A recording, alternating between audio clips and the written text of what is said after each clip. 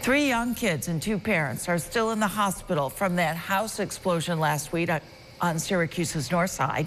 Tonight, News Channel 9's Andrew Donovan talks with the firefighters about one of the most harrowing calls of their careers. It was a textbook response.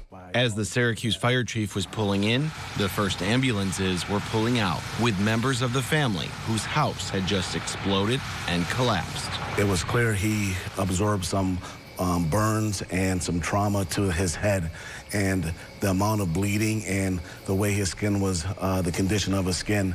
Before I even got down in front of the building, I knew this was a very serious call. Calling for the highly trained rescue company, including Pete Conover, who was told by another firefighter where to find survivors. He said, look, at one of the victims I was speaking with said there's a person trapped right here in this vicinity of the house. So at that point, for us to be able to get in there and try and get that person out, we knew we had to start shoring the house up, right?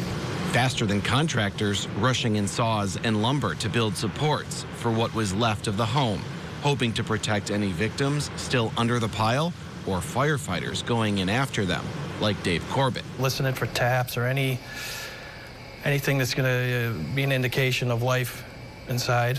Thankfully, we didn't know it at the time, but thankfully everybody was out of there. I'm sure you've trained to tunnel through piles of rubble, but did you ever think you'd need it?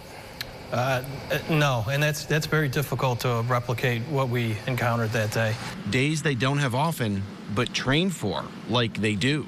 We're always proud of the work that we do, but we're also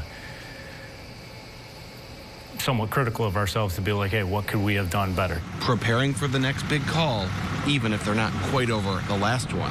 We lean on each other, you know, in the firehouse or even outside. The whole crew, we got together the night after for a Syracuse Mets game. So, you know, we were able to get out and be around each other and blow off some steam and, you know, kind of talk about what we just went through. For firefighters, striking out is no option. In Syracuse, Andrew Donovan, News Channel 9.